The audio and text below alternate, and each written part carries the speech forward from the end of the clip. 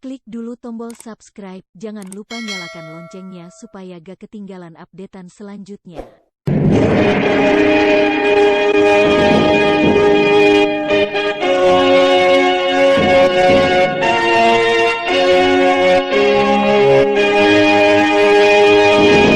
PT Sutra Perpindo Pharma bersama Sanggar Cerita mempersembahkan serial Sandiwara Radio Mantra Naga Bumi.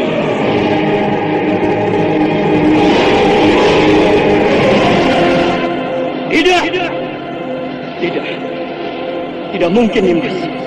Kau tidak mungkin. Kenapa semuanya bisa jadi begini? Tidak!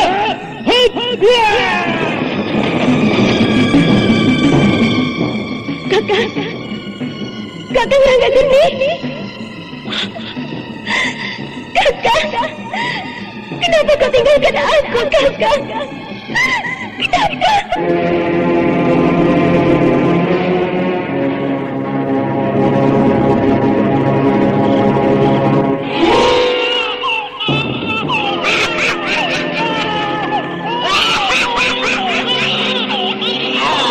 Ini adalah bayi yang kedua yang kudapatkan. Tinggal satu lagi, dan setelah itu semuanya akan berakhir. Aku akan sempurna, dan itu berarti kematian bagi kalian semua orang-orang berjingga.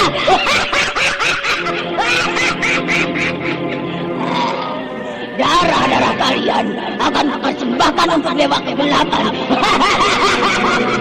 Kalian akan kuhancurkan. Kuhancurkan.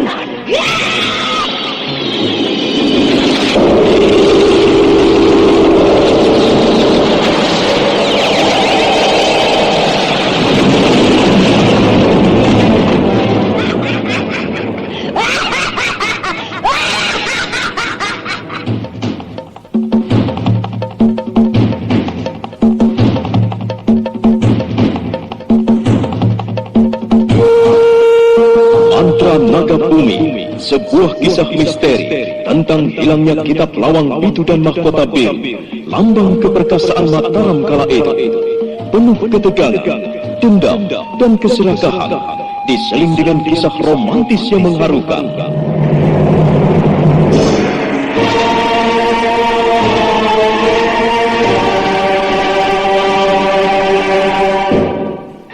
Mantra Naga Bumi, ide cerita Totot Prambanan, naskah disusun dan ditulis oleh Chandra Argadinata, teknik dan montase Novin Nuh, ilustrasi musik Frans Harius, dengan sutradara Dian Pertiwi.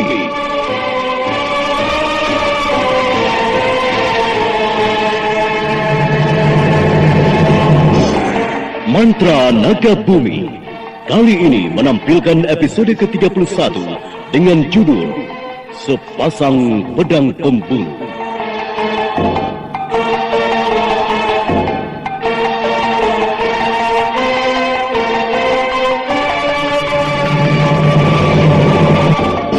Dalam seri yang ke-12 ini didukung oleh para pelaku M. Agung sebagai Rama Wisesa, Nanang sebagai Kontar, Heni sebagai Kinanti, Ana Sampayong sebagai Sri Endang, dibantu oleh Wahyu Chandra, dan Musri Nurdin pengantar cerita.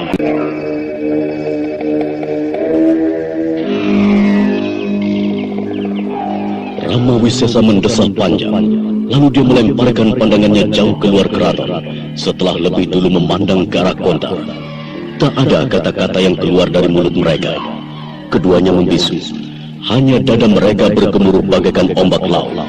Berbagai bayangan timbul di benak mereka masing-masing.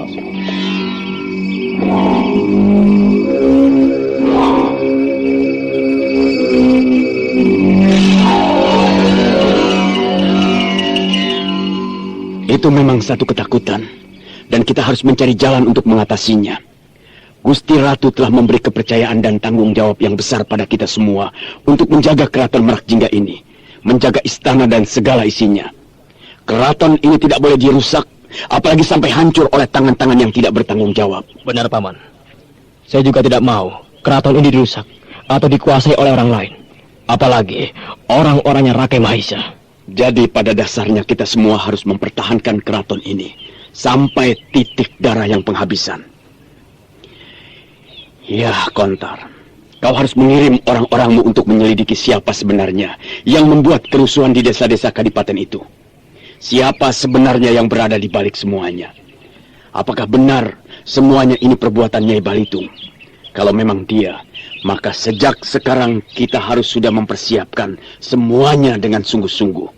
Karena dia sulit untuk dilawan. Iya, kita tahu bagaimana kehebatan Nyai Balitung.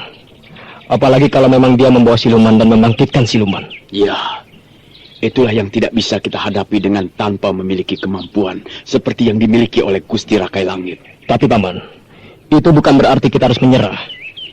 Ya, kita tidak akan menyerah begitu saja. Kita akan menghadapi semuanya. Kita akan atasi semuanya dengan segenap kemampuan kita. Kita akan persiapkan semuanya dengan seksama. Kita didik para prajurit untuk bekerja dengan baik. Banyak buku ilmu silat tingkat tinggi yang ada di dalam keraton ini. Kita bisa mempelajarinya, lalu memberikan bimbingan para prajurit utama. Iya, Paman. Saya akan mencoba hal itu. Sekarang saya mohon diri, Paman. Silahkan, Kontar. Iya, Paman. Oh ya, Paman. Saya titip Kinanti di sini dulu. Agaknya ada yang akan saya bicarakan dengan Paman. Iya, biarkanlah dia di sini dulu. Nanti aku akan mengantarnya pulang. Terima kasih, Paman. Saya mohon diri. Kontor meninggalkan Ramawisesa sendiri. Laki-laki itu hanya mengantar sampai di depan pendopo. Tak lama setelah itu, dia berjalan ke arah taman pendopo.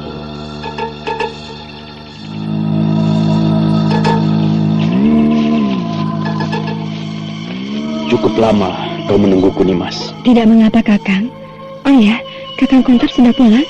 Ya, dia pulang dan titip kau di sini. Tapi nanti aku yang antar pulang. Oh ya, ada apa, Nimas? Apakah ada sesuatu yang kau sampaikan padaku? Katakanlah, Nimas. Sebenarnya tidak ada apa-apa, Kakang. Aku hanya ingin menyampaikan pesan Paman Dasrin. Beliau bertanya padaku bagaimana tentang hubungan kita. Itu toh yang jadi persoalannya. Jangan khawatir, Nimas, semuanya akan kita selesaikan. Katakan pada Paman Dasrin, aku akan segera mengambilmu menjadi istriku. Dan itu tidak lama lagi. Aku rasa semuanya sudah hampir beres. Sekarang ini aku hanya ingin mengatur semuanya agar bisa menjadi semakin tenang. Setelah semuanya selesai, maka kita akan segera naik pelaminan. Dan kau akan menjadi pendampingku dalam keraton ini. Iya, Kakang. Aku sebenarnya tidak ada masalah. Hanya Paman Dasrin mengatakan padaku agar ada kejelasannya. Sebab sudah banyak yang tahu tentang hubungan dan cinta kita. Iya, aku mengerti, Nimas. Aku juga sangat mencintaimu. Walaupun sebenarnya aku harus menyadari tentang ketuaanku. Yang seharusnya aku memiliki rasa malu karena mengawini seorang gadis yang masih muda sepertimu. Mungkin saja orang-orang akan menilai bahwa aku menekanmu dan menggunakan kekuasaanku agar kau mau menjadi istriku. Kakang, tidak akan ada yang berkata seperti itu. Aku akan marah pada mereka kalau mereka mengatakan akan hal itu. Karena aku amat mencintaimu, Kakang. Dan semua itu bukan karena Kakang menjadi seorang perwira tinggi. Kakang, demi Dewata Agung, cintaku tulus pada Kakang. Kau tidak menyesal memilih aku seorang laki-laki yang sudah berumur? Tidak, Kakang. Aku tidak merasakan itu. Atau mungkin Kakanglah yang harus menyesal karena memilih aku seorang gadis desa. Gadis desa yang tidak memiliki pengetahuan apa-apa kecuali memasak dan membantu kerja di sela. Sedangkan di keraton ini aku tidak bisa berbuat banyak.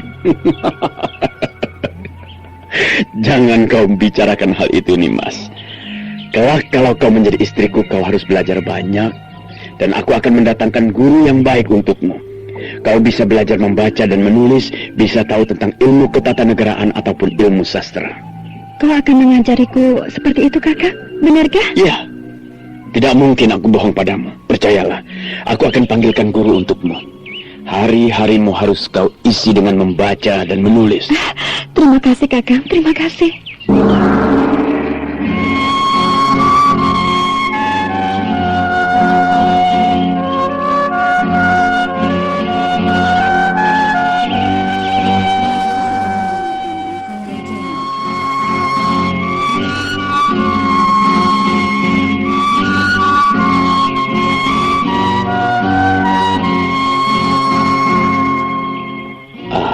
Sekarang mari ku antar kau pulang, Nimas. Kau bisa naik ke kereta milik keraton. Tapi Kakang, bagaimana nanti pandangan orang? Jangan cemas, Nimas. Tak akan ada yang mengusikmu. Tak akan ada yang berkata macam-macam. Aku hanya mencemaskan nama baik Kakang dan menghindari pandangan orang terhadap diri Kakang sendiri. Jangan cemaskan hal itu, Nimas. Tak akan ada yang berpikiran seperti itu. Dan kalaupun ada yang iri atau mengusikku, aku akan memeriksanya. Dan banyak orang-orang yang akan membantu kita. Kita melakukan semuanya dengan kewajaran. Kenapa mesti ragu? Apakah salah kalau kita saling mencintai? Kakang sangat baik dan begitu memperhatikan diriku. Kita tinggalkan dulu keraton Merakjingga dan Ramawisesa bersama Kinanti kekasihnya. Kita beralih jauh ke sebelah barat desa Kalasan. Saat itu udara mulai dingin karena matahari telah mulai tenggelam dan angin senja yang bertiup terasa sejuk. Ini dia desa Kalasan.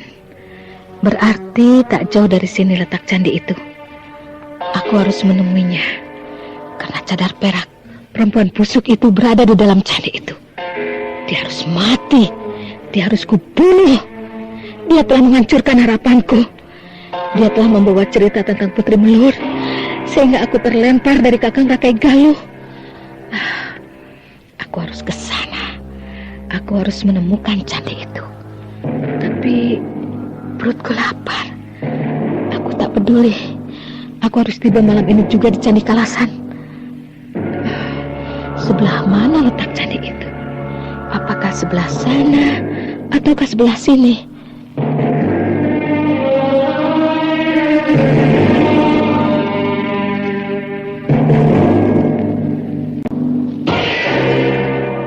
Wanita yang tak lain Sri Endang Galagenti itu memandang ke arah rumah-rumah penduduk. Saat itu banyak para penduduk keluar dari rumah. Ada yang berjalan bersama anak-anaknya. Ada juga yang hanya duduk-duduk bersama suaminya. Sri Endang Galagenti menarik nafas. Lalu dia mendekati sebuah rumah yang ada anak kecilnya. Maaf Kisana. Ada apa, Den Putri? Apakah ada sesuatu yang bisa saya bantu? Anu Kisana, aku ingin tahu di mana letaknya Candi Kalasan. Oh, Candi Suci, tempat pemujaan itu, Den Ayu? Aku tidak tahu harus apa menyebutnya. Yang penting, itu sebuah candi yang ada di desa ini. Katakanlah, di mana letaknya? Oh, Neng Ayu mau memuja di sana? Kisana, aku hanya bertanya dan kau harus menjawabnya. Masalah mau memuja ataupun mau apa, itu adalah urusanku. Kau tidak perlu tahu. Tapi Den Ayu... Kau jangan banyak tingkah Kisana. Sebaiknya jawab saja pertanyaanku. Kenapa diam, hah? Aku... Jangan Den Ayu. Ternyata laki-laki yang tidak tahu dikasih hati. Kau malah ngelunjak. Hiya! Sekarang jawab pertanyaanku dan jangan bertele-tele. Aku tidak akan segan-segan untuk mematahkan lehermu. Jangan, Den Ayu. Kasihanilah aku. Aku sudah berlaku baik padamu. Tapi kau sepertinya mau mempermainkan aku. Kau pikir aku ini perempuan apa, hah? Perempuan lemah yang bisa kau permainkan? Sekarang katakan sebelum kesabaranku habis. Dan aku memutuskan untuk mencari candi sendiri. Sementara kau kehilangan nyawamu. Ayo katakan. Tak ada alasan bagimu untuk tidak tahu tempat itu. Ayo. Tapi lepaskan dulu ceritamu. Aku tidak bisa bicara. Lalu kalau sekarang kau sedang apa? Apakah barusan kau tidak bisa bicara? Hah? Jangan main-main. Aku hitung sampai 3. Dan kalau kau mandal atau masih bertingkah, ucapkan selamat jalan pada dunia ini. Hah? Ayo katakan. 1, 2. Baiklah. Di sana. Di sebelah sana. Jangan bohong. Atau kau mau mati? Ya, sungguh, aku tidak bohong. Baiklah. Tapi kalau kau bohong, aku akan kembali lagi kemari. Dan bukan kau saja yang kubunuh, tapi semua keluargamu, semua penduduk desa ini. Kau dengar? Iya.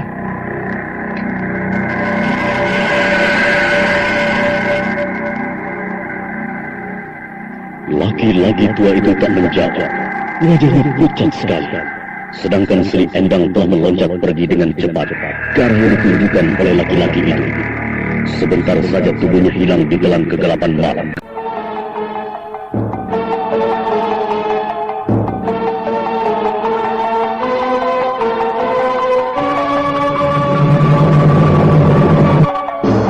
Nah, saudara pendengar, bagaimana dengan kisah selanjutnya?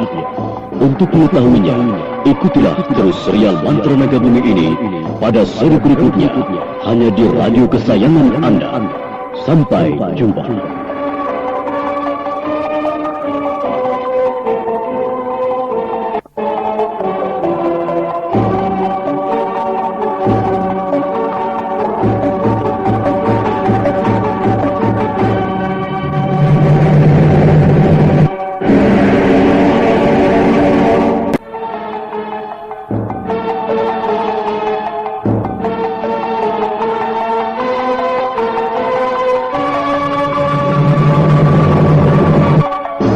Nah, saudara pendengar, bagaimana dengan kisah selanjutnya?